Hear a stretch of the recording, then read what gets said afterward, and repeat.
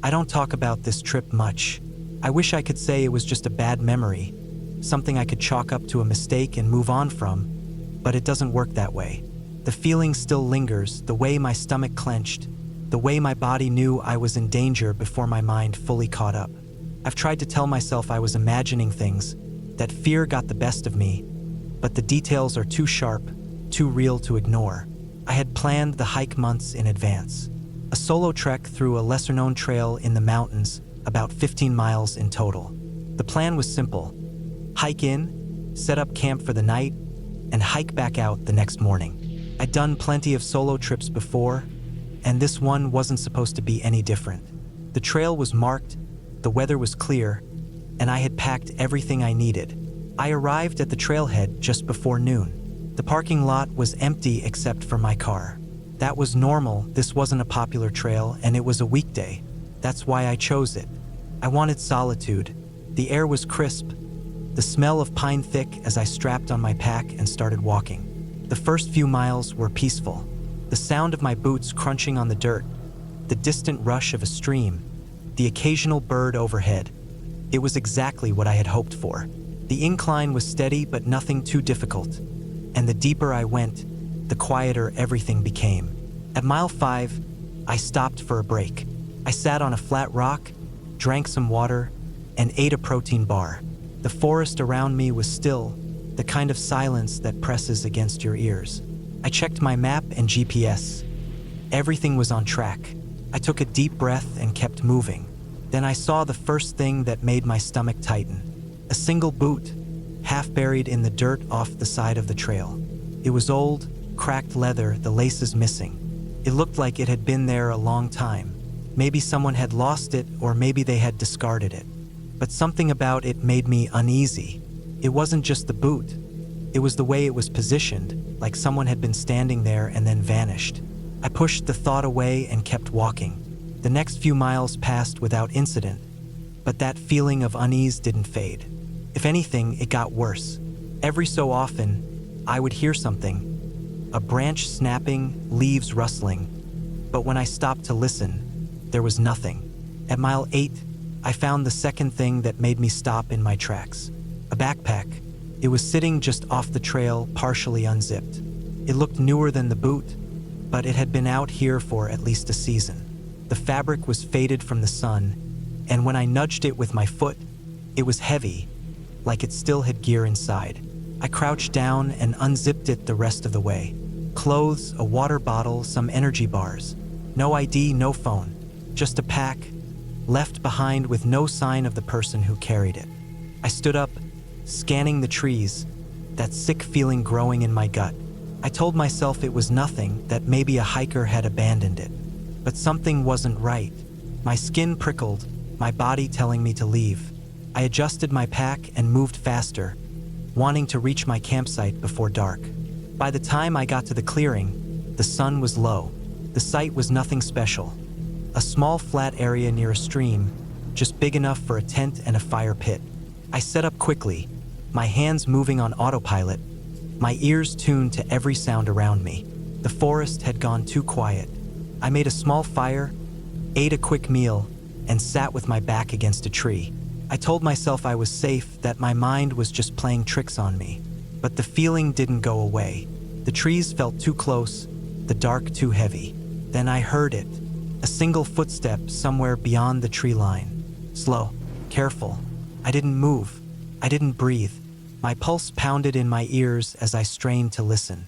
Another step, closer. I reached for my knife, my fingers wrapping around the handle. My brain was screaming at me to do something, but I didn't know what. Run? Hide? Call out? I did nothing. I just sat there, staring into the dark. Then silence. I stayed awake all night. The fire burned low, casting weak, flickering light. My knife never left my hand. As the first light of dawn crept through the trees, I packed up my gear in record time. I didn't eat. I didn't stop to check my map. I just started walking, fast. Every few minutes, I glanced over my shoulder. I didn't see anything, but I felt it. That presence, that weight in the air. Something was out there, watching, following. At mile 10, I saw something that made my blood run cold. A fresh footprint. Not mine. Bigger, deeper, and not alone. There were others. More than one. I stopped. My breath came fast. My legs screamed at me to run, but I forced myself to stay calm. If they had wanted to attack me, they would have done it last night. They were toying with me, hurting me. I moved faster. My heart hammered against my ribs as I practically jogged down the trail. The trees blurred past me. My focus locked on the path ahead. At mile 12, I heard it again. Footsteps, closer this time, not bothering to be quiet anymore. I ran. Branches tore at my arms, my pack bouncing against my back. I didn't care. I didn't look. I just ran. The trail twisted, the incline steep, but I pushed forward. Then finally I saw it. The parking lot, my car. I sprinted the last stretch, my legs burning, my lungs aching. I fumbled for my keys, yanked the door open, and threw myself inside. I locked the doors, started the engine, spun the car around so fast the tires kicked up gravel. As I sped down the road, I made the mistake of looking in the rearview mirror, and I saw them, two figures standing just at the edge of the trees, watching me leave. I never went back. I never reported it. What would I say? That I found an old boot and a backpack and felt like I was being hunted? That I saw footprints and heard something in the woods? No one would believe me, but I know what I felt. And I know, without a doubt, that I was not alone on that trail. I don't think I'll ever go hiking alone again. Maybe not even with other people. The woods, the mountains, the open trails, none of it feels the same anymore. I used to love the quiet, the feeling of being away from everything, disconnected from the world. Now, that same silence feels different, like something is waiting in it, watching. It started as a simple solo hiking trip. I had done plenty before, never had any issues. I planned a 2-day hike through a remote area, not too far from civilization, but far enough that I wouldn't run into crowds. I had all my gear: food, water, a tent, a map, a compass, a first aid kit, everything I needed. The forecast was clear. The route wasn't anything too difficult, just a peaceful, quiet weekend in the woods. The first few hours were exactly what I had hoped for. The sun was out, the air was cool, and the trail was empty. I took my time, stopping every so often to take in the view or snap a picture. The trees stretched high above me, the scent of pine thick in the air. Every now and then, I'd hear the rustling of small animals in the underbrush, birds calling to each other in the distance. After a few miles, I veered onto a smaller, less traveled path. It wasn't an official trail, but I had read about it on a forum, a sort of hidden gem for more experienced hikers. It cut through denser forest, wound up along a ridge, and offered some of the best views in the area. It wasn't marked, but I had my compass and map. I wasn't worried. By late afternoon, I reached the ridge. The view was incredible, stretching for miles. I could see the valley below, the river cutting through it like a silver vein. I set down my pack, took a break, had some food. I felt good, relaxed. That changed when I noticed something odd. A little way down the ridge, just beyond the tree line, there was a shape. Something dark against the green and brown of the forest. At first, I thought it was a rock or a fallen tree, but the longer I stared, the less sense it made. It was tall, too tall to be a person. It didn't move. It just stood there, half hidden by the trees. I squinted, trying to make sense of it. Maybe it was just my eyes playing tricks on me. Maybe it was a dead tree, the bark stripped away, making it look strange from a distance. I told myself that, but I still felt uneasy. The sun was starting to drop lower, so I pushed the thought aside and kept moving. I needed to find a good spot to set up camp before it got too dark. I hiked for another hour, eventually finding a small clearing near a stream. Perfect spot. I set up my tent, got a fire going, and cooked a quick meal. As the last bit of daylight faded, the sounds of the forest changed. The birds went quiet. The wind barely stirred the leaves. It was just the crackling of my fire and the occasional creak of trees shifting. I was used to that.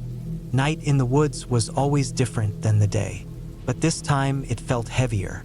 I couldn't stop thinking about that shape on the ridge. I kept glancing around, expecting to see something just beyond the tree line. Nothing was there, but the feeling didn't go away. I forced myself to ignore it. I climbed into my tent, zipped up my sleeping bag, and tried to sleep. At some point in the night, I woke up. First, I didn't know why.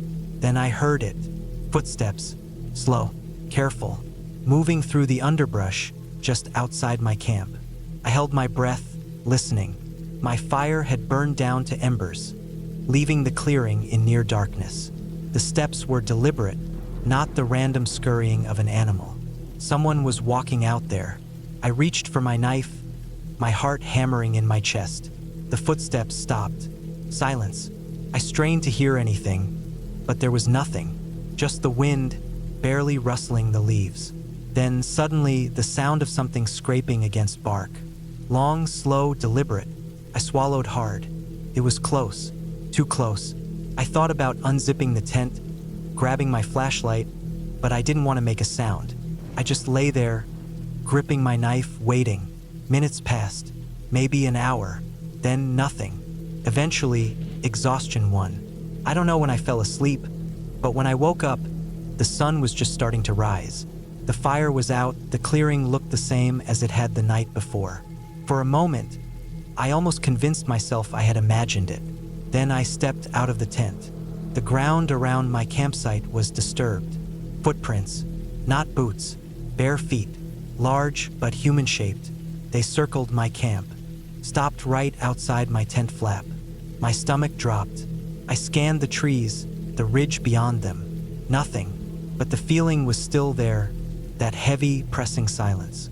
I packed up as fast as I could. I wasn't sticking around another night. I checked my map, decided to take a more direct route back to my truck. It would be harder terrain, but faster. I moved quickly, barely stopping. The whole time, I felt like I was being watched. Every so often, I'd catch movement in my peripheral vision. But when I turned, there was nothing, just trees. At one point, I found something that made my blood run cold. A tree, deep gouges carved into the bark. 5 long, parallel scratches starting high and dragging down. Not made by an animal. Too precise, too intentional. I kept moving. By midday, I finally spotted the dirt road where my truck was parked. Relief flooded me, but I didn't slow down. I practically jogged the last stretch, my eyes darting to the trees, expecting to see something step out at any moment. I reached my truck, threw my gear inside, and locked the doors the second I got in. My hands were shaking as I started the engine. As I turned the truck around, I glanced one last time at the trailhead, and there, just beyond the tree line, something stood, tall, still, watching. I didn't stop to get a better look. I hit the gas and didn't let up until I was miles away. I don't know what I saw. I don't know who or what was out there, but I do know one thing. I was not alone in those woods. I had been hiking alone for years, and I never once felt scared in the woods. It was where I went to clear my head, to get away from the noise of everyday life. But this trip was different. I didn't know it at the time, but something was about to go very, very wrong. I had planned a 3-day hike deep into a remote section of the mountains, an area I had never been to before. It wasn't a tourist spot, just a rough, overgrown trail that barely showed up on maps. That was exactly what I wanted. No people, no distractions, just me and the wilderness. I packed light but smart. Tent, sleeping bag, enough food, water filter, extra layers, a knife, and a GPS that I barely planned on using. I trusted my instincts more than anything. The first day was peaceful. The trail was rough, but nothing I couldn't handle.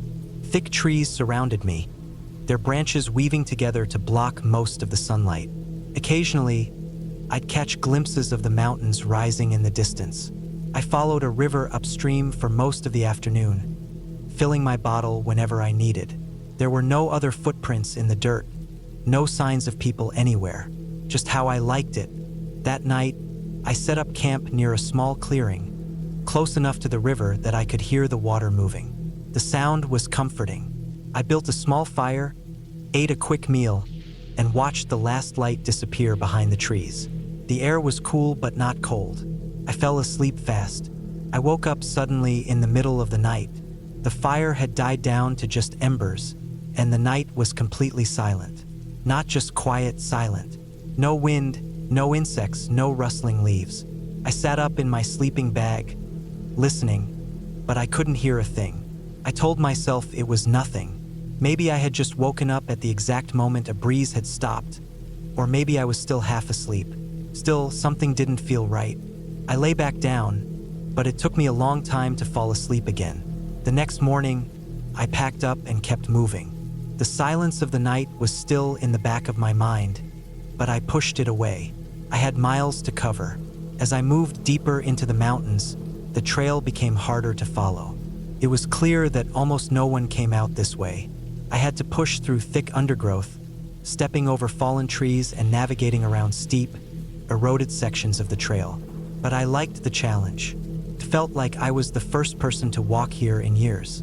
Sometime in the afternoon, I came across something that stopped me in my tracks. A boot. It was old, sun-bleached, half buried in the dirt like it had been there for a long time. It didn't look like something someone had just lost. The leather was cracked, the laces missing. I picked it up, turned it over in my hands.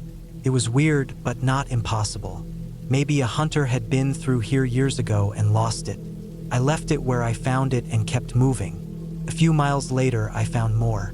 A shredded backpack, a torn piece of fabric tangled in a bush, a rusted-out knife lying in the dirt. It looked like it had been there for ages, like the forest had been slowly swallowing it all. I was starting to feel uneasy. Someone had been out here a long time ago, and they had left in a hurry, or they hadn't left at all. But I still told myself it was nothing, just old trash from someone who had gotten lost and made it out. I had no reason to believe anything bad had happened. That night, I set up camp earlier than usual. I didn't like how unfamiliar everything was starting to feel. The silence was back, just like the night before. No wind, no birds, just dead, heavy air pressing in around me. I built my fire a little bigger than usual, trying to shake off the creeping unease. I forced myself to eat even though I wasn't hungry. I double-checked my gear. Everything was where it should be. Then I saw something in the trees. It wasn't close, maybe 50 yards away, but my head snapped toward it the second I noticed it. Something pale, half hidden behind a tree. It was only there for a second before it moved back out of sight. My heart started pounding. I stared at the spot, waiting, but nothing happened. I wasn't sure if I had actually seen anything or if my mind was playing tricks on me. I didn't sleep that night. I stayed in my tent, knife in my hand, ears straining for any sound at all. Every once in a while, I thought I heard something soft crunching, like footsteps on dry leaves. But every time I looked, there was nothing there. I lay awake until the sky started to lighten, then packed up and started moving before the sun was fully up. I needed to get out. I decided to cut my trip short. I hadn't seen any obvious danger, but my gut was screaming at me to leave. I moved fast, trying to retrace my steps, but the trail was harder to follow than I remembered. The thick trees and uneven terrain made everything look the same. Hours passed, and I started to worry that I had gone the wrong way. My GPS should have helped, but when I turned it on, the screen flickered and died. Dead battery. My phone had no signal. I kept moving. Then I found the boot again. The same boot I had seen the day before.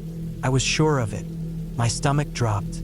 I had been walking for hours trying to head back the way I came, but somehow I had ended up in the exact same place. My brain tried to reason through it.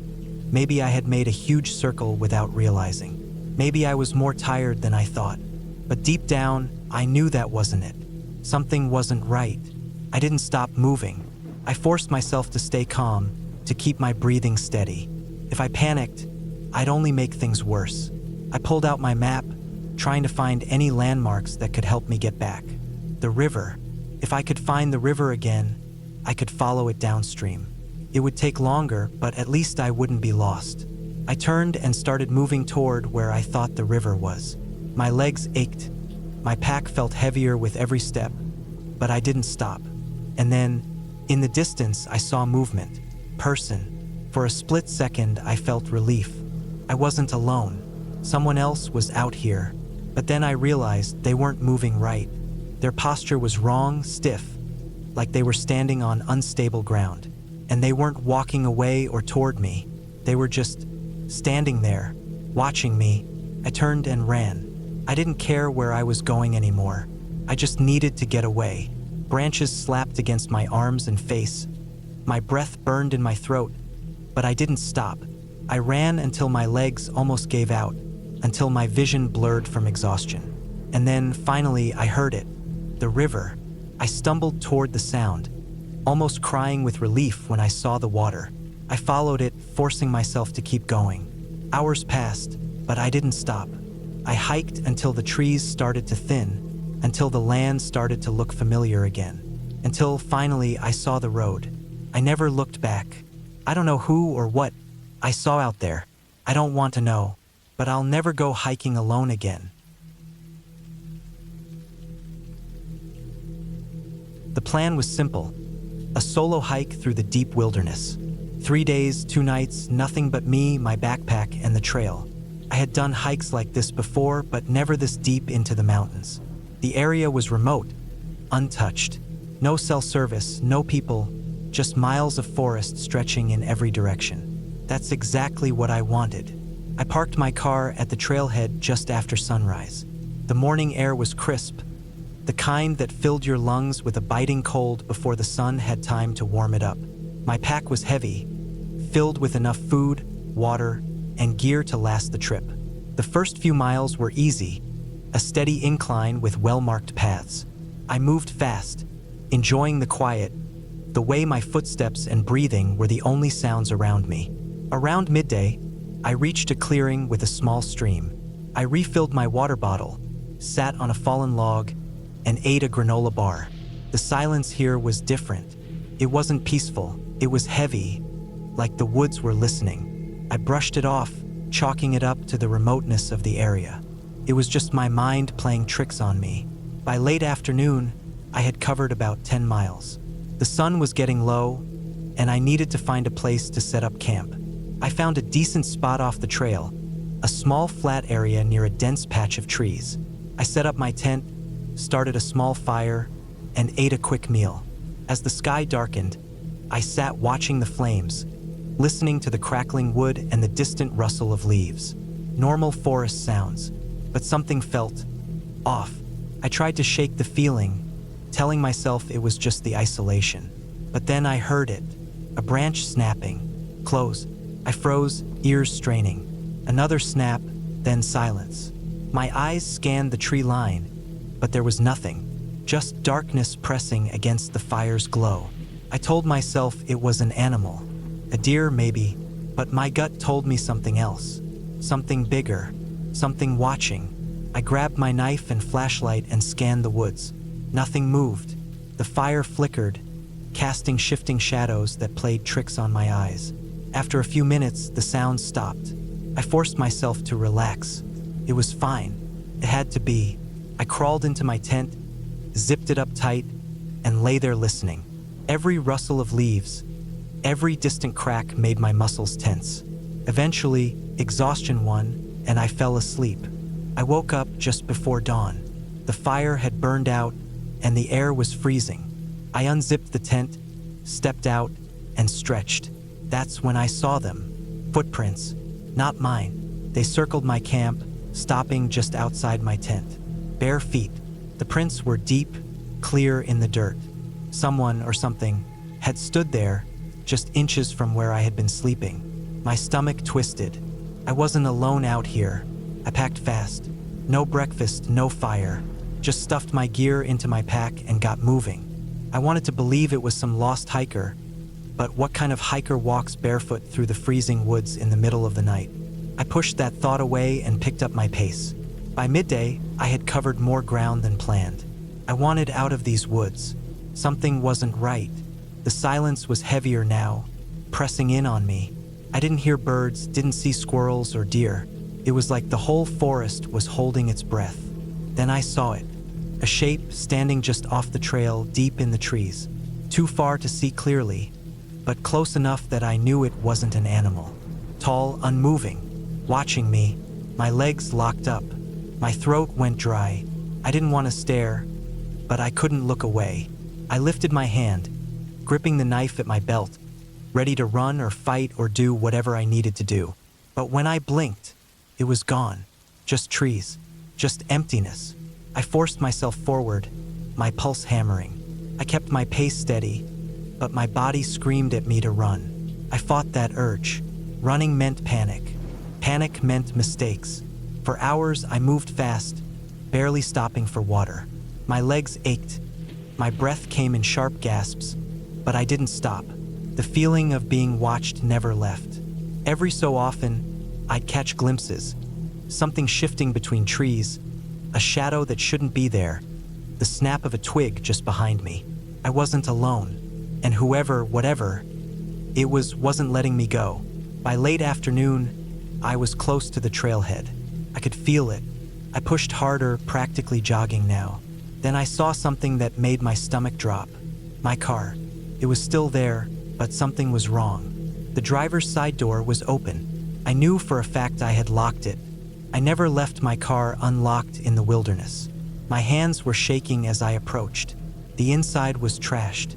My backpack, which I had left inside, was ripped open, its contents scattered. My glove compartment had been emptied, papers thrown everywhere. But what stopped me cold was what was on the windshield. A single handprint, smudged, dirty, bare, the same size as the footprints around my tent. I didn't wait. I jumped into the car, turned the key, and peeled out, kicking up gravel as I sped down the dirt road. My heart pounded, every nerve screaming at me to get as far away as possible. I didn't stop until I hit the main highway. Only then did I pull over, hands gripping the wheel so tight my knuckles were white. I sat there, trying to calm my breathing, trying to make sense of what had happened. I never reported it. What would I even say? That someone, barefoot, had stalked me through miles of wilderness, left no trace except for footprints and a handprint? That they had been out there, waiting, watching? I don't hike alone anymore, and I never go back to those woods. The plan was simple. A solo hike through the deep wilderness. 3 days, 2 nights, nothing but me, my backpack, and the trail. I had done hikes like this before, but never this deep into the mountains. The area was remote, untouched. No cell service, no people, just miles of forest stretching in every direction. That's exactly what I wanted. I parked my car at the trailhead just after sunrise. The morning air was crisp, the kind that filled your lungs with a biting cold before the sun had time to warm it up. My pack was heavy, filled with enough food, water, and gear to last the trip. The first few miles were easy, a steady incline with well-marked paths. I moved fast, enjoying the quiet, the way my footsteps and breathing were the only sounds around me.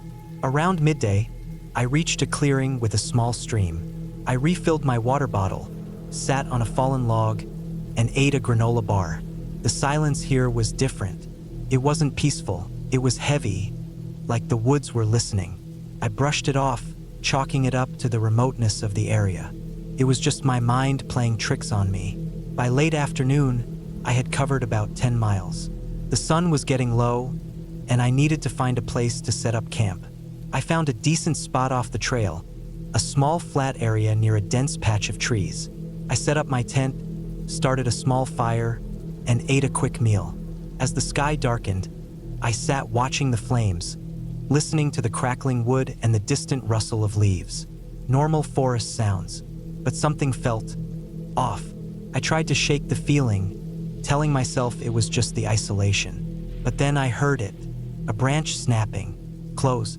I froze, ears straining. Another snap, then silence. My eyes scanned the tree line, but there was nothing, just darkness pressing against the fire's glow. I told myself it was an animal, a deer maybe, but my gut told me something else, something bigger, something watching. I grabbed my knife and flashlight and scanned the woods. Nothing moved. The fire flickered, casting shifting shadows that played tricks on my eyes. After a few minutes, the sounds stopped. I forced myself to relax. It was fine. It had to be. I crawled into my tent, zipped it up tight, and lay there listening. Every rustle of leaves, every distant crack made my muscles tense. Eventually, exhaustion won, and I fell asleep. I woke up just before dawn. The fire had burned out, and the air was freezing. I unzipped the tent, stepped out, and stretched. That's when I saw them. Footprints. Not mine. They circled my camp, stopping just outside my tent. Bare feet. The prints were deep, clear in the dirt. Someone or something had stood there, just inches from where I had been sleeping. My stomach twisted. I wasn't alone out here. I packed fast. No breakfast, no fire. Just stuffed my gear into my pack and got moving. I wanted to believe it was some lost hiker, but what kind of hiker walks barefoot through the freezing woods in the middle of the night? I pushed that thought away and picked up my pace. By midday, I had covered more ground than planned. I wanted out of these woods. Something wasn't right. The silence was heavier now, pressing in on me. I didn't hear birds, didn't see squirrels or deer. It was like the whole forest was holding its breath. Then I saw it. A shape standing just off the trail, deep in the trees. Too far to see clearly, but close enough that I knew it wasn't an animal. Tall, unmoving, watching me, my legs locked up. My throat went dry. I didn't want to stare, but I couldn't look away. I lifted my hand, gripping the knife at my belt, ready to run or fight or do whatever I needed to do. But when I blinked, it was gone. Just trees, just emptiness. I forced myself forward, my pulse hammering. I kept my pace steady, but my body screamed at me to run. I fought that urge. Running meant panic. Panic meant mistakes. For hours, I moved fast, barely stopping for water. My legs ached. My breath came in sharp gasps, but I didn't stop. The feeling of being watched never left. Every so often, I'd catch glimpses. Something shifting between trees, a shadow that shouldn't be there, the snap of a twig just behind me. I wasn't alone, and whoever, whatever it wasn't letting me go. By late afternoon, I was close to the trailhead. I could feel it. I pushed harder, practically jogging now. Then I saw something that made my stomach drop. My car. It was still there, but something was wrong. The driver's side door was open. I knew for a fact I had locked it. I never left my car unlocked in the wilderness. My hands were shaking as I approached. The inside was trashed. My backpack, which I had left inside, was ripped open, its contents scattered. My glove compartment had been emptied, papers thrown everywhere. But what stopped me cold was what was on the windshield. A single handprint, smudged, dirty, bare, the same size as the footprints around my tent. I didn't wait. I jumped into the car, turned the key, and peeled out, kicking up gravel as I sped down the dirt road. My heart pounded, every nerve screaming at me to get as far away as possible. I didn't stop until I hit the main highway. Only then did I pull over, hands gripping the wheel so tight my knuckles were white. I sat there, trying to calm my breathing, trying to make sense of what had happened. I never reported it. What would I even say? That someone, barefoot, had stalked me through miles of wilderness, left no trace except for footprints and a handprint? That they had been out there, waiting, watching? I don't hike alone anymore, and I never go back to those woods. I had planned the trip for months. The idea was simple: 3 days of hiking through the backcountry. Just me, my pack, and the quiet isolation of the wilderness. No distractions, no technology beyond my GPS and emergency beacon. I needed this. Life had been weighing on me, and I thought a few days in the wild would help clear my head. I picked a trail that was isolated but well documented. One of those routes that wasn't popular but had enough history to ensure it was mapped and safe.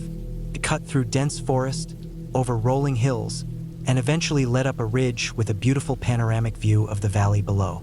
That was the plan. Hike in, set up camp, enjoy the silence, then hike out. The first day went smoothly. I parked at the trailhead, checked my gear, and started my trek in the early afternoon. The weather was perfect, cool but sunny. The trail was well marked, and the forest felt alive with the rustling of leaves and the distant chirping of birds. I covered about 10 miles before setting up camp near a small creek. It was peaceful, exactly what I needed. That night, as I sat by my small fire, eating a dehydrated meal, I felt the first sliver of unease. It was the quiet, too quiet, the kind of silence that makes your ears strain for a sound. Any sound. No birds, no wind, just an oppressive stillness pressing down on everything. I told myself it was normal. Deep in the woods, sometimes everything just settles. But I didn't sleep well. I kept waking up, listening. The second day, I pushed further into the trail, climbing higher into the hills. The views were breathtaking, but something about the trail felt off. There were no signs of recent hikers. The trail wasn't overgrown, but it felt abandoned.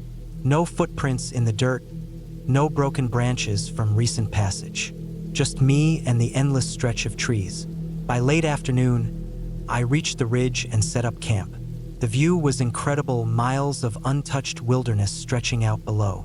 I sat on a rock, eating, watching the sky darken. It should have felt peaceful, but the unease from the night before still clung to me.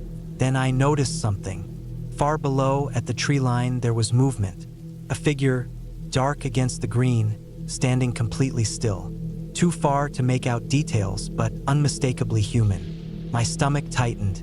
There shouldn't have been anyone else out here. The trail was empty.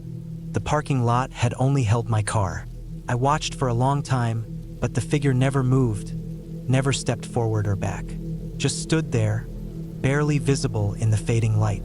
I forced myself to look away. Maybe it was my mind playing tricks. A tree stump at just the right angle, a shadow stretching in the evening sun. But when I glanced back, the figure was gone. That night, sleep didn't come easy. The wind had picked up, whistling through the trees, making the branches creak and groan. Every time I closed my eyes, I saw that figure again, standing motionless in the distance. At some point, exhaustion took over, and I drifted off. I woke up to the sound of footsteps, slow, deliberate, moving just outside my tent. My body went rigid, breath caught in my throat. I listened, heart pounding, as the steps circled me. Not an animal too heavy, not another hiker, no one was out here. I stayed frozen, gripping my knife, waiting. The steps stopped just beside my tent. Silence stretched on, thick and suffocating. Then, after what felt like hours, the steps moved away, fading into the night. I didn't sleep after that. I lay awake until the first light of dawn crept over the ridge. Then I packed up in record time. I was supposed to stay another night, but I didn't care. I needed to get off that trail. I moved fast, barely stopping, pushing myself harder than I ever had. But the feeling didn't leave me. That sense of being watched followed. Every so often, I'd glance back, expecting to see someone just beyond the trees. But there was never anything there. By midday, I reached the lower forest, back near the creek where I had camped the first night. That's when I saw them. Footprints, not mine. Someone else's, fresh in the damp soil, leading away from where I had slept. They circled my campsite, stopped at the spot where my tent had been, then led back into the woods. Panic surged through me. Whoever had been out here had been watching me long before I heard them. They had stood outside my tent, inches away from where I slept, listening. I ran. The last few miles were a blur. I moved as fast as I could, lungs burning, legs screaming, but I didn't stop. Not until I saw my car at the trailhead, untouched, exactly as I left it. I threw my gear inside, locked the doors, and tore out of there, gravel spitting under my tires. It wasn't until I was miles away, back on paved roads, that I let myself breathe. I never reported it. What would I say? That someone followed me, watched me, stood outside my tent in the dark? There was no proof, no crime, just footprints in the dirt and a feeling I can't shake to this day. I still hike, but never alone, never again. I've always loved hiking. There's something about being out in the middle of nowhere, away from the noise of life, that just clears my head. The sound of the wind moving through the trees, the feeling of dirt crunching under my boots, the quiet, it's peaceful. But that trip changed everything. It was early fall, that time of year when the air is crisp but not freezing yet. I had planned a solo hike through a remote part of the mountains. It wasn't a well-known trail, something I found on an old forum, buried in a thread from years ago. A handful of people had talked about it, saying it was beautiful and untouched. That's what drew me to it. The idea of going somewhere few had been. I packed light but smart, plenty of water, food, a knife, a fire starter, my tent, and a small emergency kit. I made sure someone knew my plan just in case. The drive took half a day, winding through back roads that got worse the farther I went. By the time I reached the trailhead, the sun was already hanging low. I should have waited until morning, but I was too eager. I told myself I'd just hike for an hour or two, then set up camp. The first stretch of the trail was perfect, just the right balance of challenge and beauty. Towering trees surrounded me, their leaves just starting to turn. The smell of pine and damp earth filled the air. It was quiet, aside from the occasional rustle of something small moving through the undergrowth. About an hour in, I noticed the trail wasn't as well kept as I'd expected. The path was narrow, overgrown in some spots like no one had been through in years. But I kept going. The sun dipped lower, and I decided to find a place to set up camp. I found a small clearing just big enough for my tent. I got my fire going and sat there, eating my food, enjoying the stillness. Felt good to be alone out there. Then I heard it, a snap, a single sharp crack of a branch breaking somewhere behind me. My body tensed. I turned, scanning the darkness. Nothing, just trees and shadows. Could have been a deer, could have been anything, but I didn't like the way it made me feel. I told myself I was being paranoid, but I still kept my knife close when I climbed into my tent. Sleep didn't come easy. Every little noise had my eyes snapping open. Leaves rustling, twigs snapping. Normal forest sounds, I told myself. At some point, exhaustion won over and I drifted off. I woke up suddenly. No sound, no reason. Just wide awake, my heart pounding. I listened. Silence. The kind of silence that doesn't feel right. The kind that feels too heavy. Then, just outside my tent, something moved. A slow, deliberate step. Then another. Not an animal. Not the way animals move. This was careful. Controlled. I didn't breathe. I didn't move. My knife was in my hand, clenched so tight my knuckles ached. My mind raced. Who was out here? No one knew about this place. No one should have been out here. The steps stopped, just outside my tent. My skin went cold. I could feel someone standing there, listening. Minutes stretched. My breathing was shallow, quiet. Then, just as slowly as it had come, the presence outside moved away. I stayed frozen. I didn't unzip the tent. I didn't check. I just waited, listening. After what felt like hours, the forest sounds returned. An owl hooted somewhere in the distance. The wind rustled the trees. I stayed awake until dawn. When the sun finally rose, I forced myself out. The ground was covered in leaves and pine needles, but there, just outside my tent, were footprints. Bare footprints. My stomach turned. They were human. No shoes, just the faint outline of toes and a heel pressed into the dirt.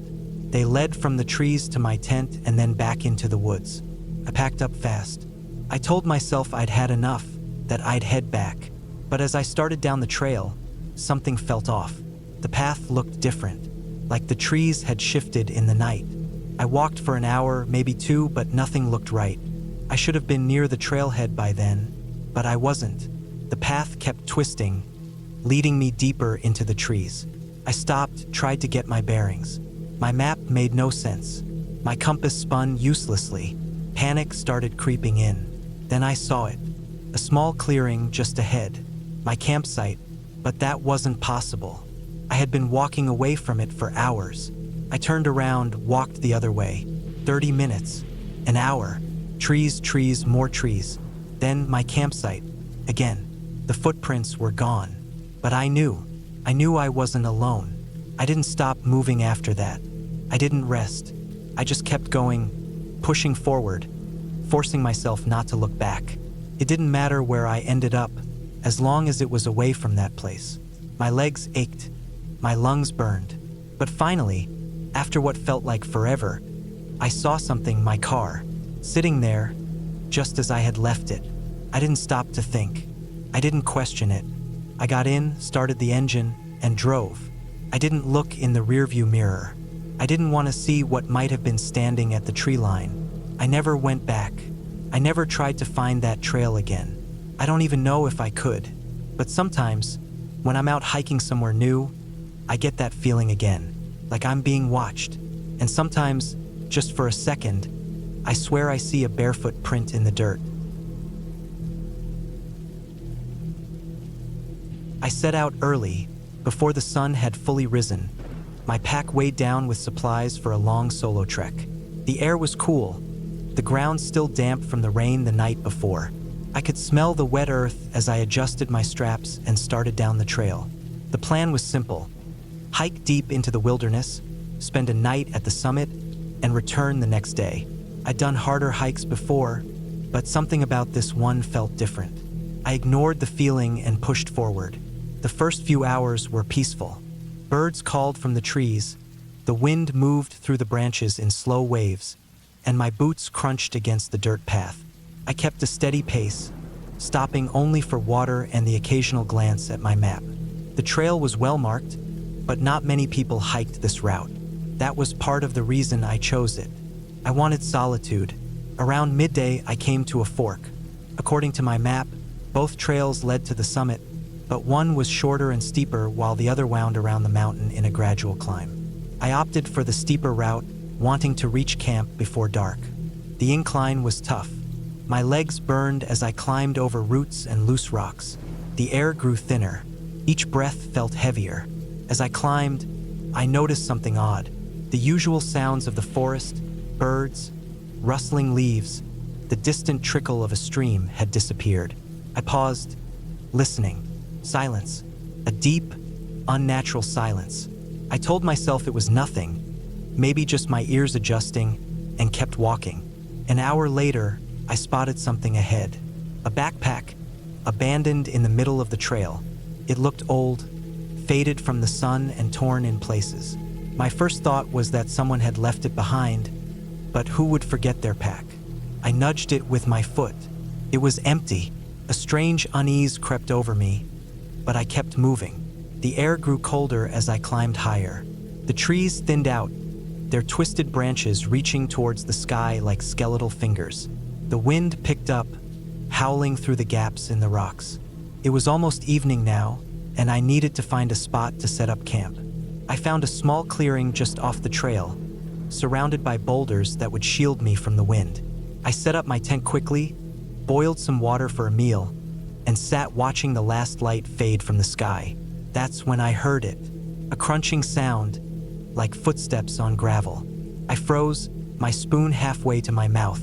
I listened, but the wind drowned out everything else.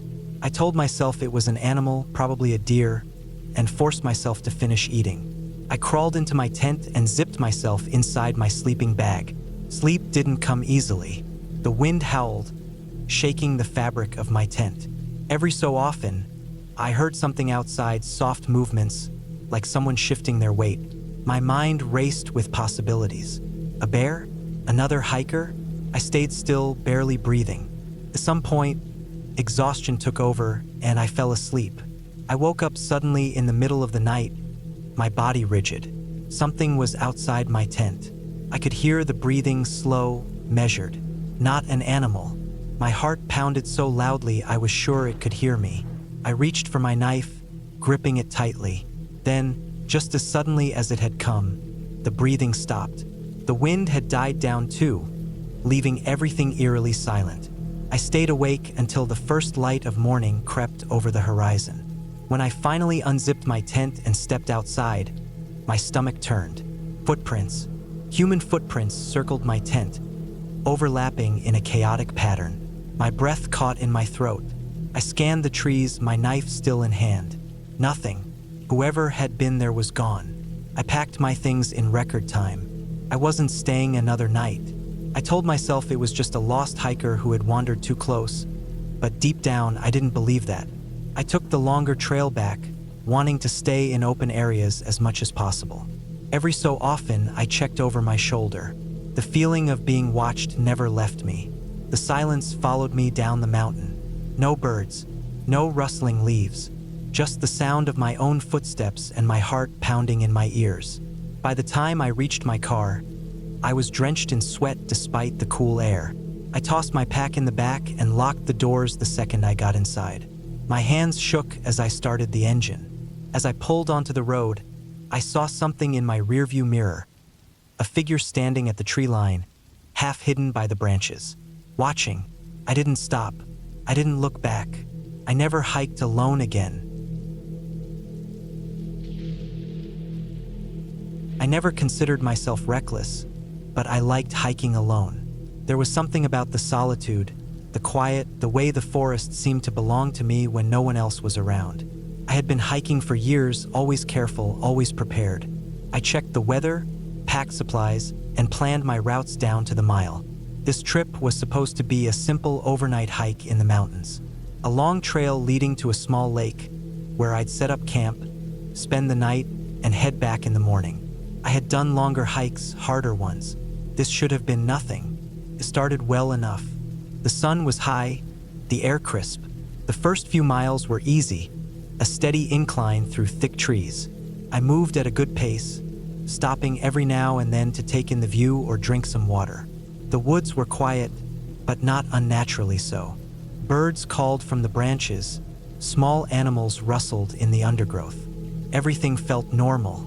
Then, about 5 miles in, I noticed something strange. A tree, stripped of its bark in long, jagged claw marks.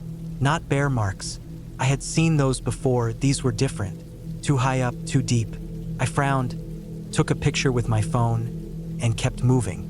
Maybe someone had been messing around with a knife. It was weird, but not unsettling. The deeper I went, the quieter the woods became. The usual sounds, birds, insects, distant rustling, started fading away.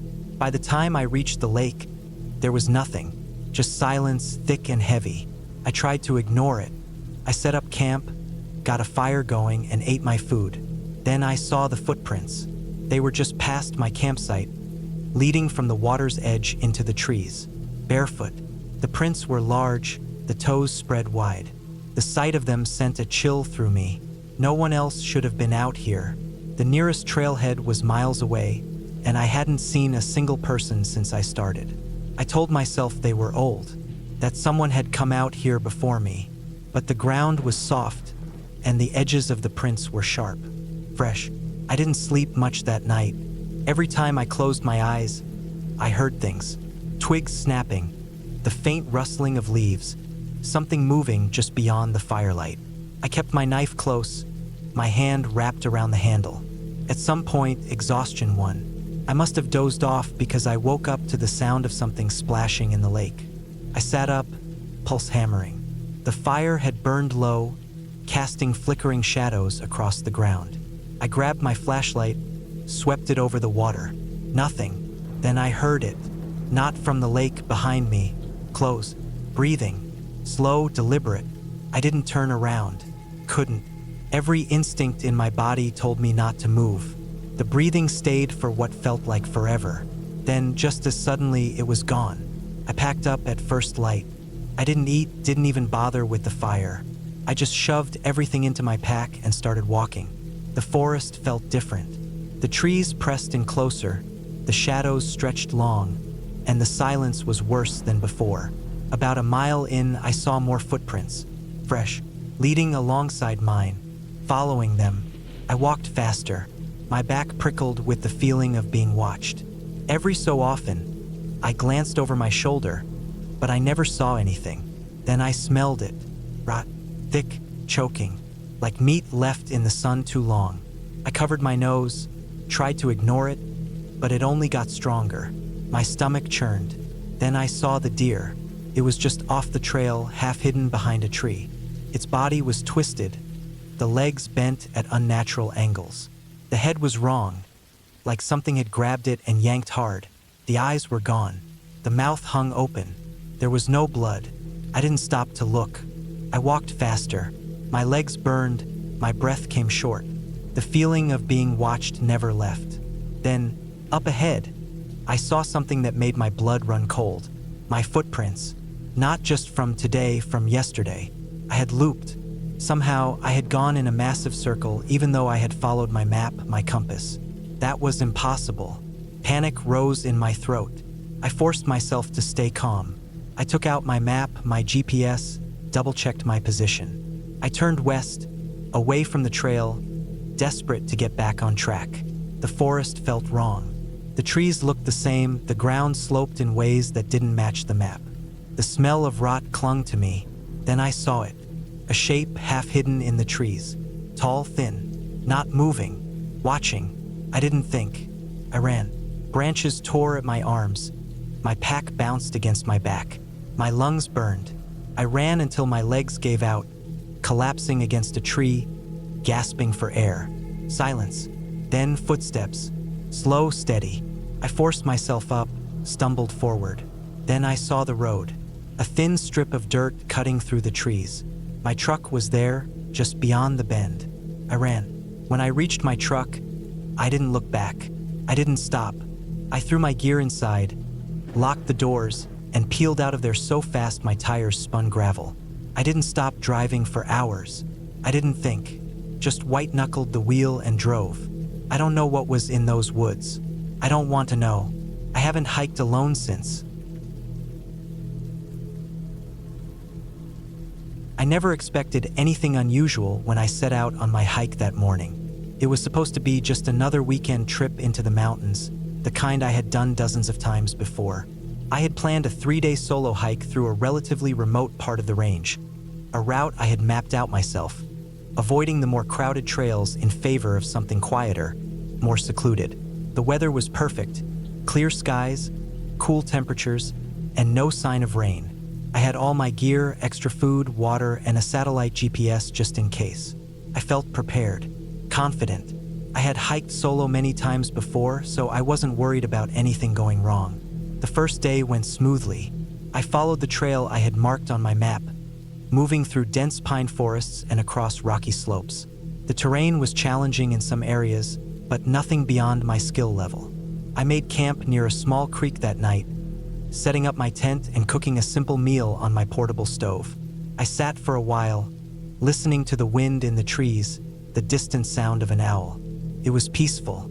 This was why I hiked, to escape the noise of the world, to feel that solitude, that quiet. But something felt off. I couldn't explain it. It wasn't anything obvious, just a strange sense that I wasn't as alone as I thought I was. I brushed it off. My mind playing tricks on me, probably. I was in the middle of nowhere, miles from the nearest road. There was no reason to be afraid. The next morning, I packed up and continued on. The trail grew more difficult, winding through steeper terrain, but I was making good time. Around midday, I noticed something strange, a boot print in the dirt. At first, I thought nothing of it. It was probably just another hiker. But the thing was, the print was fresh. And as far as I knew, I was the only person out here. I hadn't seen a single other person since I left my car at the trailhead. I kept moving. I told myself not to worry. People wandered off-trail all the time. Maybe it was an old print, left days ago by someone else. But the more I walked, the more uneasy I felt. Then, I found something even stranger. A campsite. But it wasn't like any campsite I had ever seen before. It was abandoned, but not in a natural way. There was a tent, collapsed and torn, as if something had clawed through it. A fire pit, half buried under dirt. A backpack, partially unzipped, its contents scattered. Food wrappers. A sleeping bag, still inside the tent, unrolled, as if someone had left in a hurry. Something had happened here. Something bad. I looked around, listening. Nothing. Just the sound of the wind. No animals. No birds. Everything was too quiet. I crouched down and looked through the backpack. There was a water bottle half full. Some food, unopened. A map crumpled, as if it had been grabbed in a rush. No phone, no ID, nothing that told me who this had belonged to. I felt a deep, gut-wrenching unease. I stood up and looked around again. Still nothing, no movement, but I couldn't shake the feeling that I was being watched.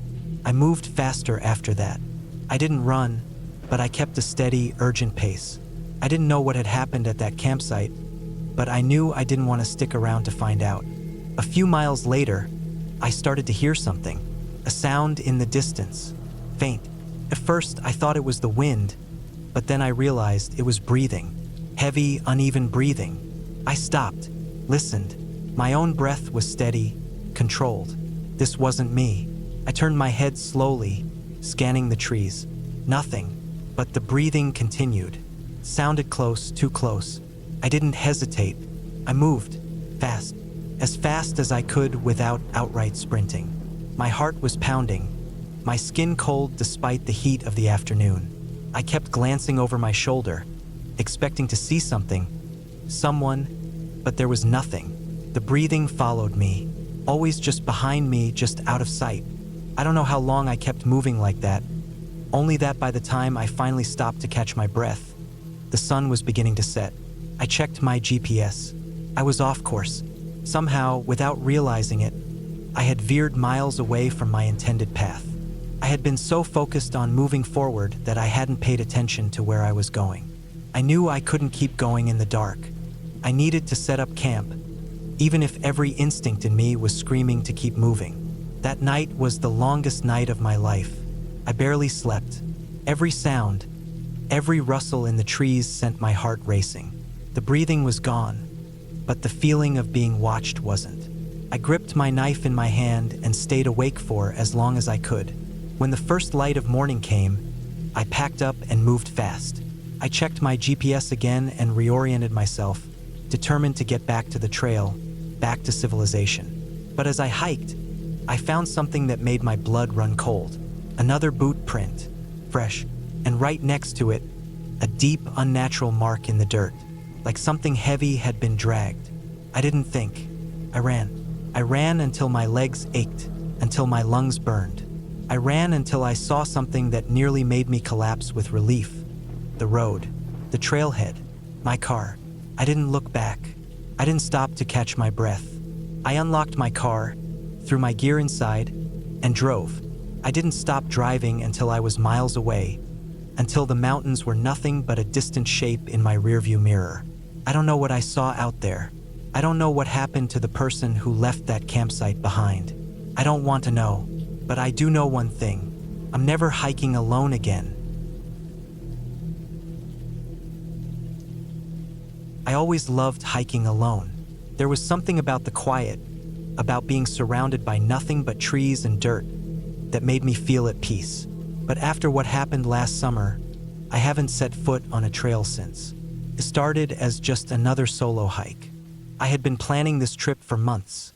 A long, winding trail deep in the Appalachian Mountains, far from any major towns or highways. The kind of place where you could go a whole day without seeing another person. That's exactly what I wanted. I set out early in the morning, my pack loaded with the essentials: water, snacks, a map, compass, first aid kit, extra socks. I had everything I needed. The air was cool, the sun barely up, and the trail was empty. It was perfect. The first few hours were uneventful. Just the usual, birds chirping, leaves rustling in the wind, the crunch of my boots on the dirt. I followed the trail markers, checking my map every so often. Everything was going smoothly. Around midday, I stopped for a break near a small stream. I sat on a rock, ate some granola, and let the cold water run over my hands. It was peaceful, but then I noticed something odd. On the other side of the stream, maybe 50 feet away, there was a backpack.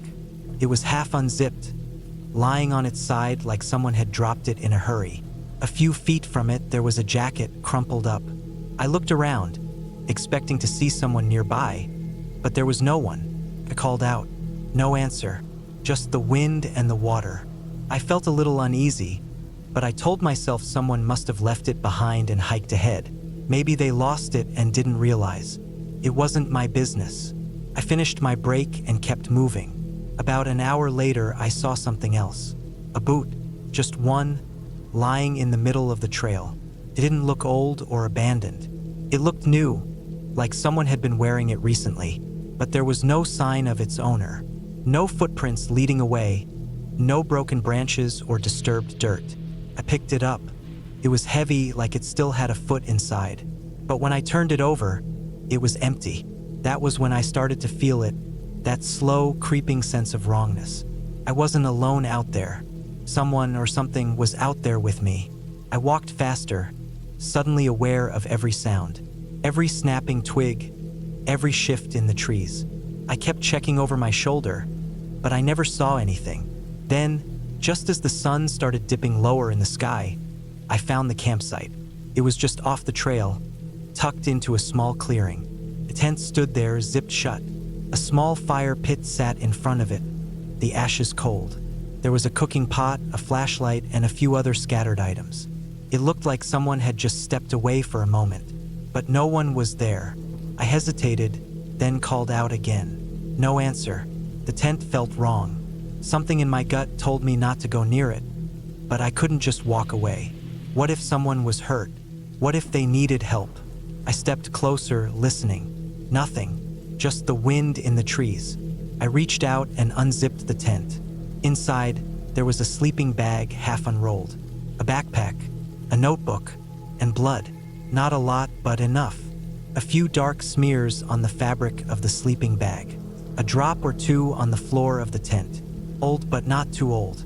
My heart was pounding. I backed away, looking around the clearing. I didn't know what to do. There was no sign of a struggle. No signs of an animal attack, just an empty tent and blood. I turned to leave. That's when I heard it, a rustling in the trees. Not wind, not an animal, something else. I spun around, but I didn't see anything. Just trees, just shadows. I didn't wait. I grabbed my pack and started walking. Fast, then jogging, then running. I didn't care about the trail markers anymore. I just wanted to get away. As I ran, I kept hearing it. Footsteps behind me, not my own. Something heavier, closer. I didn't dare turn around. I don't know how long I ran, but by the time I stopped, my legs were shaking, my lungs burning. The sun was almost gone, and I had no idea where I was. I had lost the trail. I forced myself to slow my breathing, to think. I checked my map, tried to get my bearings, but nothing looked right. The trees all looked the same, and the light was fading fast. Then I saw it. The boot, the same one I had found earlier, lying right in front of me. My stomach dropped. I had been running in circles. I wasn't alone. Someone was leading me. Panic took over. I turned, ready to run again. But then, a figure, standing between the trees, tall, still, watching me. I didn't stop to see who it was. I ran. I ran like my life depended on it, because I knew deep down that it did. I don't remember how I made it out.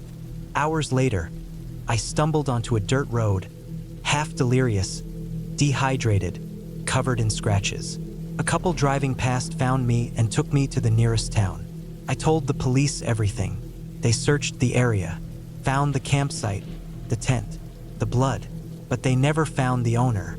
And they never found who or what had been following me. I haven't been back to the woods since. I was supposed to be back before dark. That was the plan.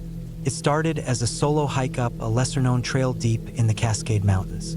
I had done my research, checked the weather, packed enough food, carried a map, and even brought a satellite phone in case of emergencies. I wasn't some amateur hiker making dumb mistakes. This was supposed to be a simple out-and-back trip, 6 miles up to a viewpoint, then back down before sundown. But nature doesn't care about your plans.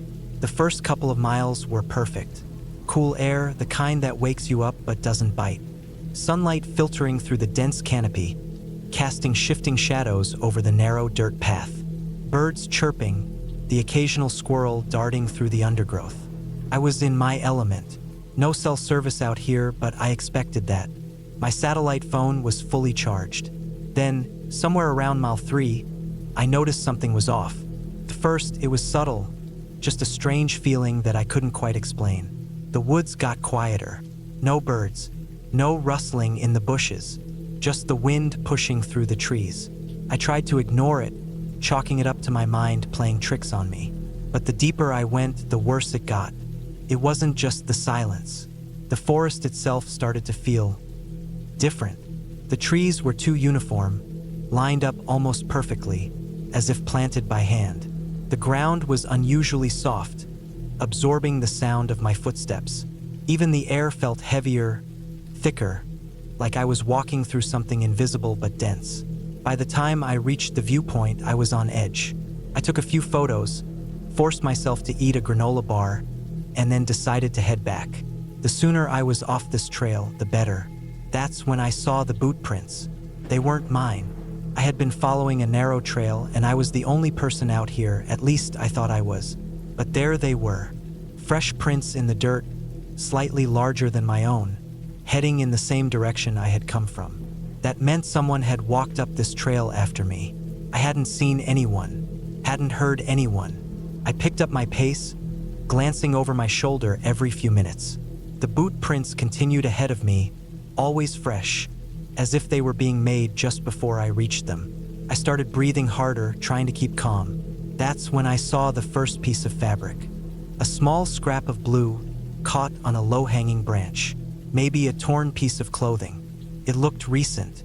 Just a little ahead, I found another scrap, this one caught in some brambles, and then another and another, forming an unsettling breadcrumb trail leading deeper into the forest. Something was wrong. I pulled out my satellite phone, but the screen was blank, dead. That was impossible. I had checked it before I left. Fully charged, no damage, but now it wouldn't turn on. I kept moving, forcing myself to breathe slow and steady. Then I saw it. A backpack, half-zipped, lying just off the trail. It was modern, well-kept, not something that had been abandoned for long. I approached cautiously, my heart hammering.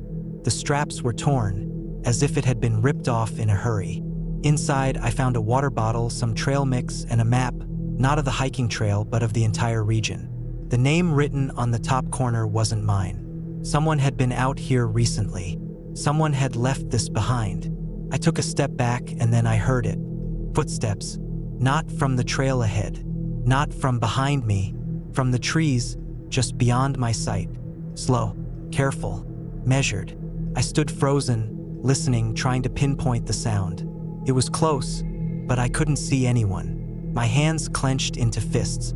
My body screamed at me to run, but my brain kept me locked in place, trying to understand what I was dealing with.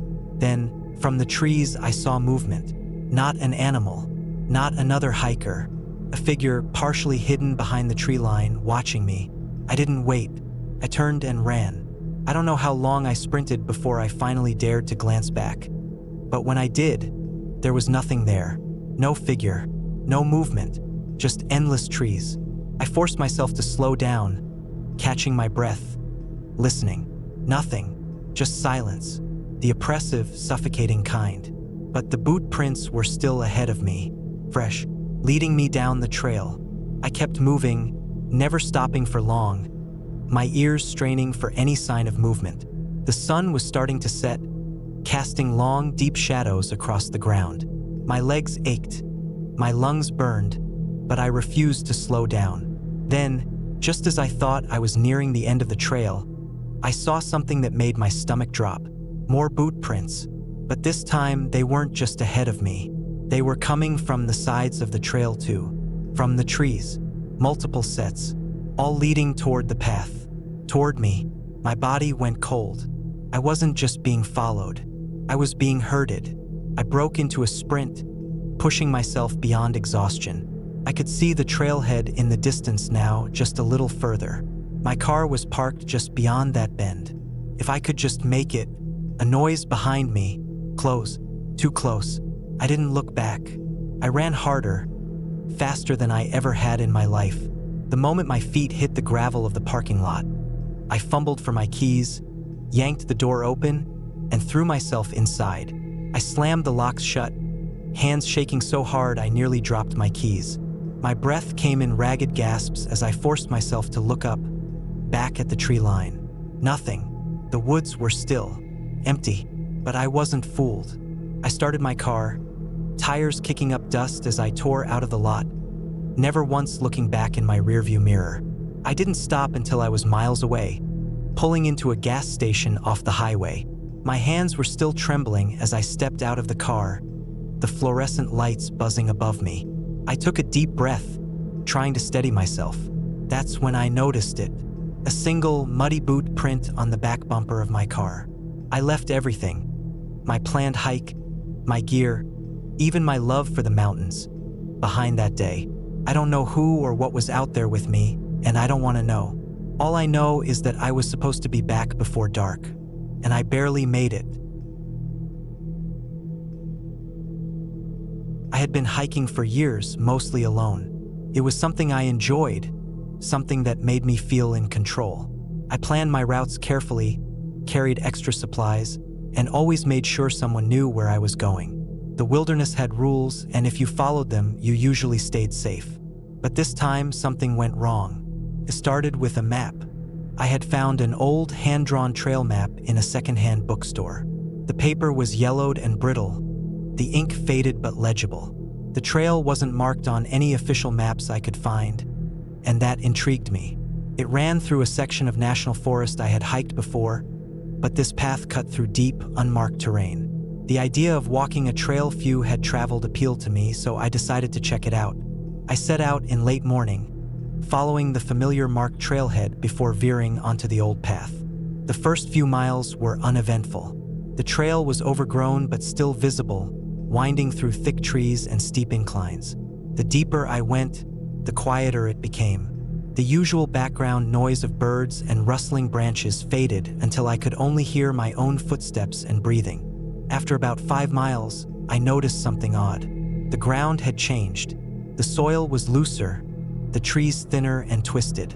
It looked like a fire had swept through the area years ago, but there were no signs of charring, just skeletal trees and dry, cracked earth. I checked my GPS, but the signal was weak. I still had my compass and map, so I kept moving forward. By the time I reached what should have been the halfway point, I started feeling uneasy. The air smelled different, stale, like wet stone and old leaves. My water supply was still good, and I had packed extra food, but something about the place felt wrong. It wasn't fear yet, just a nagging feeling that I shouldn't be there. Then I found the boot print. It was fresh, pressed deep into the dirt, and definitely not mine. I knelt down, examining it closely. It looked recent, maybe an hour or 2 old. It was larger than my own print, and the sole pattern was different from my hiking boots. Someone else was out here. That didn't necessarily mean anything bad, but I hadn't seen another person all day. There were no other signs of a trail being used. No broken branches, no trash, nothing. I stood up and took a deep breath. My gut told me to turn back, but part of me wanted to keep going, to find out who else was here. I kept moving, but now I was hyper-aware of every sound, every shift of the wind. An hour later, I found something else. Pile of bones. At first, I thought they were animal bones, maybe a deer or coyote, but as I stepped closer, I realized they were too clean, too neatly arranged. They weren't scattered like a predator had gotten to them. They were stacked in a deliberate pattern. Worse, some of them looked human. A cold wave of fear ran through me. I turned in a slow circle, scanning the trees. Nothing. No movement, no sound. But I felt watched. I should have left then. I should have turned around, retraced my steps, and gotten out. But I didn't. I convinced myself I was overreacting, that the bones were old, that some weird survivalist or hunter had left them there. Stupid. I kept going. The further I hiked, the more wrong everything felt. The trees grew denser again, their twisted branches clawing at the sky. The air smelled worse, thick and damp. Then I saw the first piece of fabric. A torn scrap of blue nylon, tangled in a low-hanging branch. My stomach dropped. It looked like it had been part of a backpack. I looked around and found more. Bits of clothing, a broken trekking pole, a ripped section of a sleeping bag. all scattered along the trail like someone had been shedding their gear as they moved. I took out my knife and held it in my hand as I walked. I kept checking over my shoulder, listening for anything behind me. My pulse hammered in my ears. Every instinct screamed at me to leave. And then I found the campsite, a small clearing with a fire pit in the center. The ashes were cold, but the logs around it were still arranged like someone had sat there recently. A tent lay collapsed to one side, partially covered in leaves. A backpack, torn open, its contents spilled across the ground. Blood stained the fabric. Not old blood, fresh, dark, sticky, smeared across the tent and a nearby rock.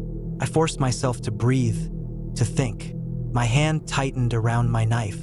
There was no sign of a body, just the blood, the wreckage of the campsite, and a trail leading further into the woods. I was done. I turned around and started walking fast, then jogging. I didn't care about the map anymore, didn't care about finishing the hike. I just needed to get out. Then I heard it, a crunch, not mine. I stopped, heart hammering, and turned my head slightly. Nothing, just trees. I took another step, another crunch, closer this time. Someone was following me. I didn't wait. I broke into a full sprint, crashing through the underbrush, barely looking at where I was going. My legs burned, my lungs screamed, but I didn't stop. I just ran.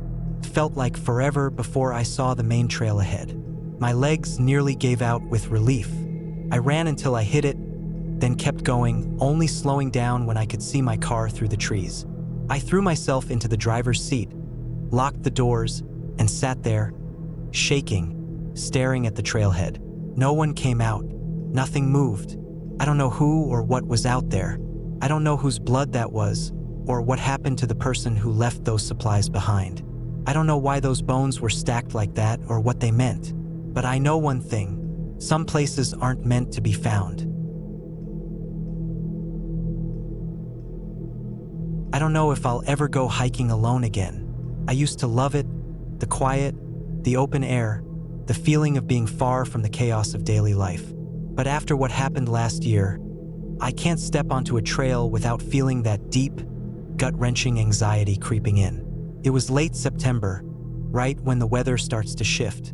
The mornings were crisp, the afternoons warm, and the evenings cold enough to remind you that winter wasn't far away.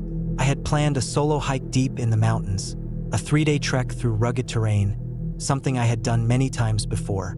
I wasn't an amateur. I knew how to pack, how to navigate, and how to handle myself in the wild. The first day went smoothly. I started early, parked my truck at a small trailhead far from any major roads, and set off. The trail was steep but manageable, winding through dense pine forests, then opening up to exposed ridges with breathtaking views. The sound of birds, the rustling leaves, and the occasional crack of a branch under my boots were the only things I could hear. No other hikers, no distant car engines, just nature. That was why I did this, to get away from everything. By the afternoon, I had covered about 12 miles and reached a flat clearing near a river where I planned to set up camp. I got my tent up, gathered firewood, and settled in for the night. The temperature dropped fast as the sun dipped behind the mountains. I sat by the fire, eating a dehydrated meal, staring into the flames. Then I heard something. A branch snapped in the distance. Not a small crack from something falling, but a sharp, deliberate snap, like someone had stepped on it. I froze, listening. My brain told me it was probably an animal, a deer, maybe a bear, but something about the sound felt off. It was too careful, too precise.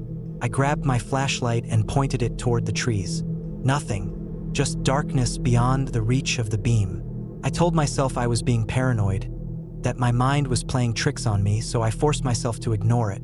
I finished my food, put out the fire, and crawled into my tent. But I couldn't sleep.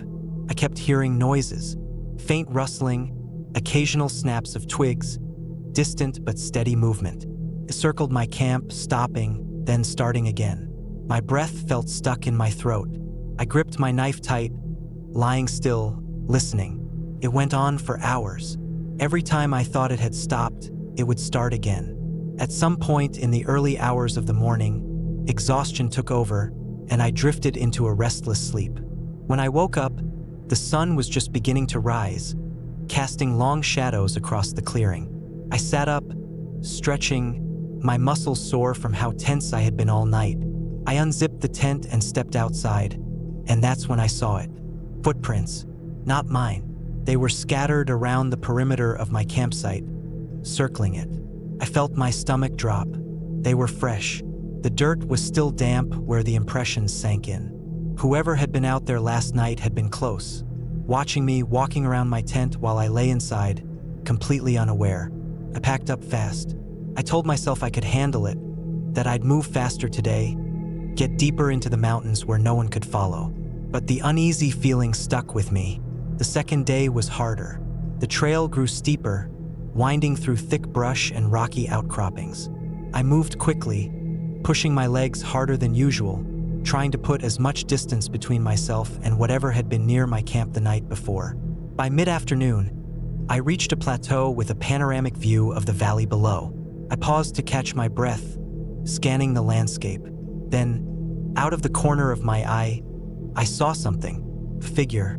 Far down the slope, near where I had hiked hours before, someone was standing at the tree line. Too far to make out details, but I knew they were looking up at me. I felt a wave of panic. No one should be out here. This was an isolated route, rarely traveled, especially this time of year. I grabbed my binoculars, my hands shaking as I lifted them. I focused in, my stomach twisting. It was a man. He was dressed in dark clothing, standing completely still. No backpack, no hiking gear, just standing, watching me. I yanked the binoculars down, my heart pounding. When I looked back, he was gone. I didn't stop to think. I kept moving, faster now, my pulse hammering in my ears. I kept glancing back, expecting to see him again, but the forest was empty. The rest of the day passed in a blur of panic and exhaustion. By the time I made camp, I had pushed myself to the edge of my limits. I found a small clearing, wedged between boulders, hoping it would be harder to spot from a distance. That night, I didn't sleep at all. I sat in my tent, my knife in my lap, listening. Every noise made my skin crawl. The wind in the trees, the rustle of leaves, the distant call of an owl. I kept picturing those footprints circling my camp. The man at the tree line. Then, sometime past midnight, I heard it again. Footsteps. Slow, deliberate, close. I held my breath, gripping my knife so tight my knuckles ached. Then, just outside my tent, something touched the fabric. A slow, dragging motion, running along the side of the tent. I didn't move, didn't breathe. Then nothing. Silence. I don't know how long I stayed like that. Minutes? Hours? The sun eventually began to rise, and I forced myself to move. I unzipped the tent slowly, peering outside. The clearing was empty, but the ground told a different story. Footprints, leading away from my tent, disappearing into the trees. I packed up and left, fast. I didn't stop, didn't rest, didn't eat. I hiked nonstop for hours, pushing my body past exhaustion, driven only by fear. By the time I reached my truck, my legs barely worked. I threw my gear in the back, locked the doors, and sped down that dirt road without looking back. I don't know who was out there. I don't know what they wanted. But I know this. Someone had followed me. Someone had watched me. And if I hadn't left when I did, I don't think I would have made it out. I always preferred hiking alone. It gave me time to think, to clear my head. There was something about being out in the wild, away from the constant hum of traffic and the glow of screens, that made me feel more at peace than anywhere else. So when I got a week off work, I decided to take a solo hiking trip up in the mountains.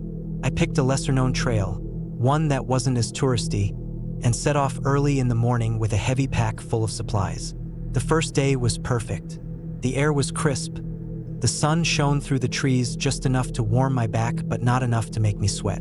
I followed the winding trail, taking my time, stopping now and then to snap a picture or just enjoy the silence. The only sounds were the occasional chirping of birds and the crunch of leaves under my boots. I had planned to camp out for a couple of nights, just me and the forest. By the time the sun started dipping below the treetops, I found a small clearing beside a stream. I set up my tent, gathered some firewood, and cooked a simple meal over the flames. The only thing that nagged at me was the feeling that I was being watched.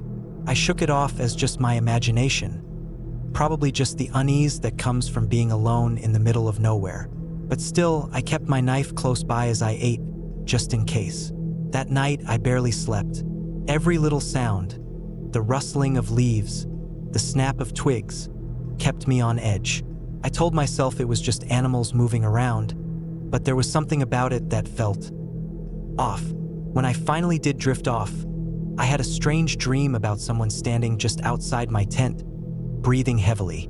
It was so real that when I woke up, I had to unzip the tent and shine my flashlight around just to be sure I was alone. Nothing, just the dark trees and the sound of the stream. The next morning, I packed up and moved on, following the trail deeper into the mountains.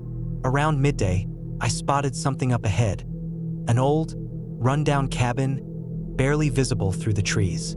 It wasn't on my map, and it didn't look like anyone had been there in years. The roof sagged in places, the wooden walls were cracked and weathered, and the door hung slightly open. Curiosity got the better of me, so I stepped closer. The cabin smelled of damp wood and decay. Inside, the floor was covered in dirt and dead leaves, and an old metal bed frame sat in one corner. There was a table with a single chair, both covered in dust. The strangest part was a pile of old clothes in the corner, as if someone had just left them there and never came back. The air felt heavy, thick with something I couldn't quite place. As I looked around, I noticed deep scratches on the inside of the door, long, uneven gouges as if someone or something had clawed at it from the inside. My stomach turned. Maybe it was just an animal that had gotten trapped inside at some point, but the thought of someone being in here trying to get out made my skin crawl. I was about to leave when I saw something on the floor, a small notebook, half buried under dirt and leaves. I picked it up and flipped through the pages. The handwriting was shaky, uneven. The entries were short, frantic. The first few were normal, talking about the weather and the person's plans for hunting. But as I kept reading, the tone changed. Something is outside at night. I hear it walking. I locked the door, but I don't think it matters. It knows I'm here. I'm running out of food. I don't know how much longer I can stay. The last entry sent a chill through me. It's inside. That was it. No explanation, no signature. Just those two words. I closed the notebook, my hands shaking. The air in the cabin suddenly felt suffocating. I needed to get out. I needed to keep moving. I tossed the notebook back where I found it and stepped outside, taking a deep breath of fresh air. I pushed forward on the trail, trying to put as much distance between me and that cabin as possible. But as the day wore on, the unease stuck with me. Every rustling sound in the trees made my pulse jump. I kept checking over my shoulder, half expecting to see someone or something following me. By the time I found a spot to camp for the night, I was exhausted. I set up quickly, ate a small meal, and forced myself to relax. But as darkness fell, the forest felt different. The usual sounds of the night, crickets, distant owl calls were gone. It was too quiet. Then I heard it. Footsteps, slow, deliberate, coming from the trees. My heart pounded as I grabbed my flashlight and pointed it toward the sound. Nothing, just trees and darkness. But I knew what I heard. I wasn't alone. I didn't sleep that night. I sat with my back against a tree, my knife in one hand, my flashlight in the other. The footsteps came and went, circling my camp, never getting too close but never going away. It wasn't an animal. Animals don't move like that. As soon as the sky started to lighten, I packed up and started hiking back the way I came. I moved fast, barely stopping to rest. I just wanted to get out of there. I couldn't shake the feeling that I was being followed, that if I slowed down, whatever was out there would catch up to me. I made it back to my car just before nightfall. I tossed my pack into the back seat and locked the doors the moment I was inside. My hands were shaking as I started the engine and pulled onto the road. Only when I was miles away did I finally start to breathe normally again. I don't know what was out there, I don't want to know. All I know is that I'm never hiking alone again. I had been planning the hike for weeks, a remote trail in the Rocky Mountains, barely known and rarely traveled. I wanted solitude, no crowded paths, no forced small talk with strangers. Just me, the forest, and the sound of my own breathing. I packed light but smart. Plenty of water, protein bars, a first aid kit, a flashlight, and my GPS watch. I had checked the weather a dozen times. Clear skies, no rain, mild temperatures. Perfect conditions. I started early, just as the sun was coming up. The first few miles were exactly what I had hoped for. Serene, untouched wilderness. The trees stood tall, their canopies filtering the light, casting everything in a warm golden glow. The trail was narrow but well-defined, winding through thick pines and across small rocky clearings. Birds chirped, insects buzzed, and I felt at peace. It was about 5 miles in when I noticed the first sign that something wasn't right. The trail, which had been narrow but clear, started to fade. I checked my GPS, still on track, but the ground felt different under my boots, looser. I kept walking, trusting my equipment. Then I saw it, a second path, branching off to the left. My map didn't show any splits. I stopped, hesitating. It looked traveled, worn down dirt, flattened leaves, no overgrowth. Someone had been through here. Curiosity got the better of me. I veered left. First, it seemed fine. The trail was rough but walkable. But then, after maybe 20 minutes, the path tightened, the trees pressing in on either side. The air felt heavier, like it was harder to breathe. The forest grew unnervingly quiet. No birds, no wind, just my own footsteps crunching against the dirt and twigs. I glanced at my watch. No signal. Not unusual in the mountains, but still, it made me uneasy. I turned back, at least I thought I did. But after a few minutes of walking, I realized the path didn't look familiar. Curved in the wrong direction. I stopped, took a breath. I wasn't lost. I just needed to retrace my steps. I turned again, walked another 10 minutes. Still wrong. I was lost. I pulled out my phone. No service. I had expected that, but it still sent a jolt of anxiety through me. I tried to calm myself. I had supplies, daylight, and I wasn't injured. I just needed to find my way back to the main trail. I checked my compass. North. That was the way I had come, or at least I thought it was. I walked in that direction, but after another 20 minutes, the landscape didn't feel right. The trees were unfamiliar. The ground was sloped differently. Panic started to creep in. I stopped again, forcing myself to think. I needed to mark where I was, create a reference point. I grabbed a knife from my pack and carved a deep X into the bark of a tree. Then I walked straight, counting my steps. 50 paces. Another tree. Another X. I repeated this, trying to create a sense of direction. Then I saw it. A boot print. Not mine. It was slightly ahead of me, pressed deep into the dirt. Fresh. Someone else had been here. Recently. Relief flooded me. A person meant a possible way out. I picked up my pace, following the tracks. They led deeper into the forest, moving in a straight line. Not wandering like mine had been. Someone knew where they were going. Then I saw something that made my stomach drop. Another print, but this one was different. It was deeper, more scattered, like whoever made it had been running. I stopped, scanning the trees. Nothing but the dense, unmoving forest. I crouched, examining the tracks more closely. The running prints continued for a few yards, then stopped completely. No more prints. No sign of where they had gone. My mind raced through the possibilities. Had they climbed a tree?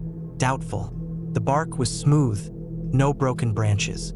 Had they turned and gone another way? But there were no prints leading off in a different direction. It was as if they had just disappeared.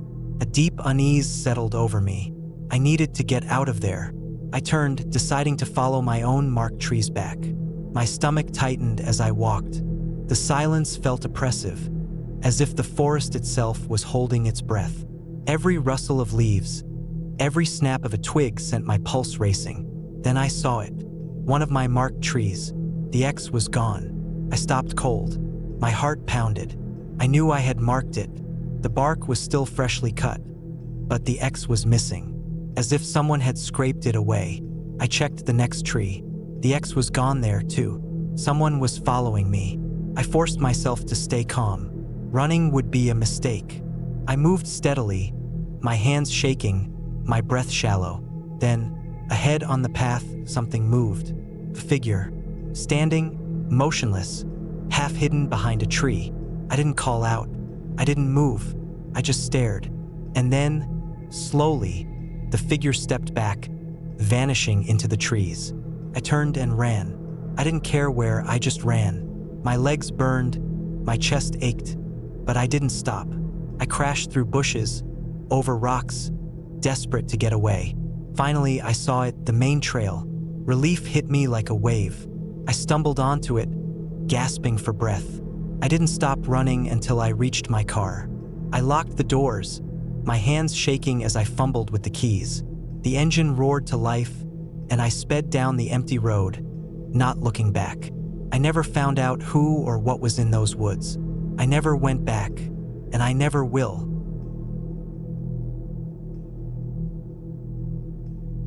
I've always been into hiking. There's something about being deep in the woods, away from people, away from the noise. It's just you and nature. I've done dozens of trails alone, never had an issue. Last summer, I decided to hike a remote trail in Montana. It wasn't anything crazy, just a 15-mile out-and-back route with some good elevation gain. It was one of those lesser-known trails, not popular enough to be crowded but not completely abandoned either. The weather was perfect, clear skies, mid-70s, no rain in the forecast. I got to the trailhead early in the morning. There were only 2 other cars parked there, probably from backpackers who had stayed overnight. I locked my truck, shouldered my pack, and started walking. The first few miles were easy, wide, well-trodden paths, occasional wooden signs marking the way. Birds chirped, the breeze rustled through the trees, and I felt completely at peace. About 5 miles in, the trail started getting narrower. The trees thickened, and the sunlight barely made it through the canopy. I liked it better that way, less exposure, more of that deep woods feeling. The only sounds were my footsteps, the occasional squirrel darting through the underbrush, and the distant rush of a creek somewhere downhill. Around mile 7, I took a break, sat on a fallen log, drank some water, ate a protein bar. The forest was completely still now. No birds, no rustling leaves, nothing. I've heard about this kind of silence before. When animals go quiet, it usually means a predator is nearby. I told myself it was just a mountain lion or a bear somewhere in the distance. They usually avoid people. I kept going. The trail became steeper, the trees denser. My GPS watch said I was nearing the halfway point. That's when I saw it. A boot, just one, lying in the middle of the trail. It was old, dirty, the laces frayed. It looked like it had been there for a long time, maybe years, but there was something off about it. It wasn't just discarded, it was placed there, right in the center of the path. I don't know why, but it unsettled me. I stepped around it and kept walking. A few minutes later, I saw something else. A ripped piece of fabric stuck to a tree branch. It was dark green, almost blending in with the foliage. I stopped and stared at it for a while. It looked torn, like it had been snagged while someone was running. I looked around. Nothing. Just trees, stretching endlessly in every direction. I kept going, but my pace had slowed. I was more aware now, listening harder, watching my surroundings. Then I found the backpack. It was sitting just off the trail, partially hidden by ferns. It was faded blue, zippers open, contents spilled out. A water bottle, some granola bar wrappers, a map. The map was old and torn, the edges yellowed. I knelt down, poked through the bag. No wallet, no ID, just camping supplies. I looked around again. Nothing. A weird feeling crept over me. I wasn't alone. I couldn't see anyone, couldn't hear anyone, but I knew someone was out there, watching. I straightened up and started walking again. Faster now. My heart pounded in my chest. Every few steps, I glanced over my shoulder. The trees seemed thicker, the trail darker. My legs ached, but I pushed forward. Then I smelled it. Something rotten, like meat left in the sun for too long. It hit me all at once, a wave of nausea rolling through my stomach. I stopped, covered my nose with my shirt, and looked around. There was something off the trail, just a few yards into the trees, a shape half hidden by bushes. I didn't want to look. Every part of me screamed to turn around and leave, but I couldn't help myself. I stepped closer. It was an animal, a deer maybe, or what was left of one. It had been there a while, bones sticking out through torn flesh. But something was wrong. It wasn't just eaten. It was arranged. The bones weren't scattered like a predator had been at it. They were placed, deliberate, like someone had been messing with them. I took a step back. That's when I heard it. A branch snapping. Close. Too close. I didn't stop to look. I ran. I don't know how long I ran, but my lungs burned. My legs screamed. I only stopped when my body couldn't take it anymore. I doubled over, hands on my knees, gasping for air. Silence. Then a whisper. Not words, just a sound. I bolted. Didn't care about the trail anymore, just ran downhill through bushes over fallen logs. My arms got scratched, my clothes torn, but I didn't stop. I could hear something behind me. Footsteps. Heavy ones.